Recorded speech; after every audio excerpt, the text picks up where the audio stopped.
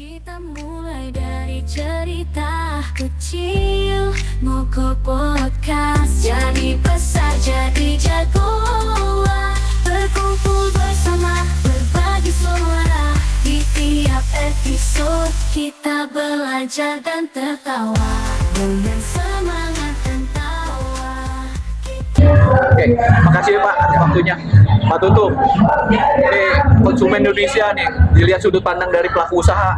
Semakin lama kok banyak pelaku usaha yang manfaatkan konsumen itu loh Pak. Atau undang-undang sendiri kayaknya kurang kontribusi terhadap kedua belah pihak.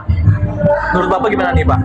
Saya kira kita tidak bisa menghilangkan sampai habis ya Iya. dispute demikian ya. Benar. Tetapi yang paling bisa kita adalah ini kalau dari sudut pandang dari aturan Iya. dan memang ada kebetulan ada BPKN ya, Benar. badan yang Mewadahi membawahi semua untuk kepentingan konsumen. Saya kira pencegahan itu tidak kalah penting. Ya apalagi Bapak kan pernah komisioneris anggota PKN betul, juga kan, iya. Bapak Bagian Presiden tuh, Pak. Edukasi Nah, kan. jadi kalau kita hanya menunggu sampai permasalahan itu timbul, itu sudah sampai ke ujung, sudah sangat jauh. Oh ya.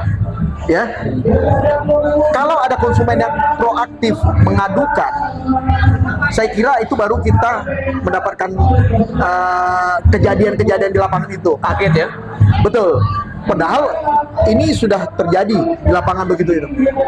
Munculnya permasalahan ini kan karena ada konsumen yang peduli. Benar. Nah, sebaiknya kalau saya bilang untuk mencegah kerugian lebih jauh terhadap si konsumen, sebaiknya lah perlindungan ini dijalankan di awal, di hulunya. Nah, pendekatan kepada si pelaku usaha, mengedukasi pelaku usaha, bukan hanya mengedukasi konsumen. Benar. Paham Kedua ya? belah pihak Kedua ya? belah pihak.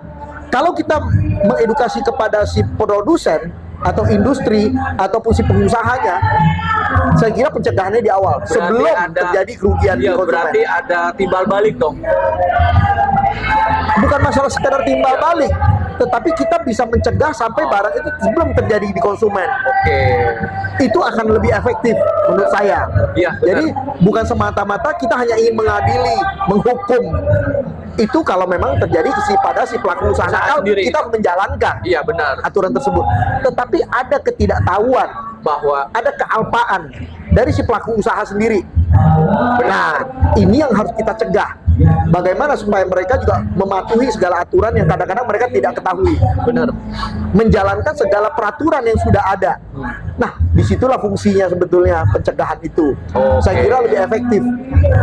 Dan soal revisi undang-undang gimana ya Pak? Undang-undang 8 tahun 1999 Nah, tentang konsumen. saya kira Dari perkembangan zaman produsennya. begitu hebat. Ah, Aturan tidak boleh dibuat hanya kaku pada saatnya.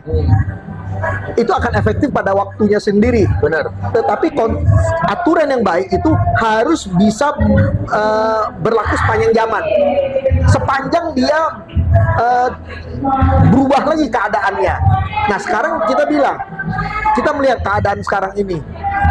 Perubahan dari cara berbisnis, Benar. cara mendapatkan produk, Pakai cara industri Bener. udah sangat begitu maju, pesat ya Pak ya. teknologi Iya. begitu. Nah, apakah aturan kita tuh comply Nah, dengan keadaan yang ada? Ya, jadi saya kira jangan sampai keadaan sendiri tertinggal satu langkah di belakang. Harusnya aturan itu satu langkah di depan. Aturan yang baik. jadi ada Ya. pencegahan ya. Aturan dibuat bukan hanya pada waktunya, tetapi aturan dibuat adalah menjaga segala kemungkinan yang akan terjadi. Itu aturan yang baik. Oke. Makasih banyak ya Pak. Saya boleh tambahkan satu nggak? Boleh, silakan. Nah, saya melihat, tadi saya bincang-bincang dengan teman-teman pemerhati konsumen. Jangan kita hanya berkacamata seakan-akan perlindungan konsumen itu dari sisi konsumen dan lawannya di sini adalah hanya pelaku usaha. Salah. Benar. Akibat dari kebijakan pemerintah juga itu juga berakibat bisa Jadi merugikan regulasi itu konsumen. harus diaturkan, harus benar-benar di. Kita harus memberikan masukan. rekomendasi kepada pemerintah juga. Apalagi UMKM. Karena kebijakan pemerintah yang salah berakibat kepada pelaku usaha kepada konsumen. Iya, kasihan ke pelaku Iya. usaha UMKM. Iya, saya memberikan contoh. Itu ya. Per hari ini kita wawancara, tadi kita begitu hebat kena kemacetan. Bener. Apa akibatnya? Pelaku usaha rugi, pelaku usaha membebankan biaya itu ke konsumen. Jangan dianggap enteng yang begituan.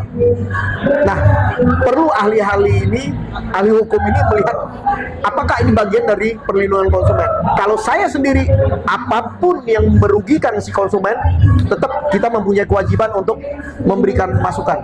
Yang penting Mau pemerintah, mau swasta, silakan. kita harus memberikan rekomendasi. Iya, nggak ada yang penting juga kontribusi terhadap pemerintah pun harus ya. Ujung-ujungnya yang merugikan konsumen, kita berhak. Siap. Oke, makasih banyak ya Pak atas waktunya. Sepertinya Assalamualaikum warahmatullahi wabarakatuh. Waalaikumsalam. Sehat ya Pak. Udara nyaman benar, kita jadi juara. Moko Podcast, kita takkan berhenti, terus berinovasi, terus berbagi.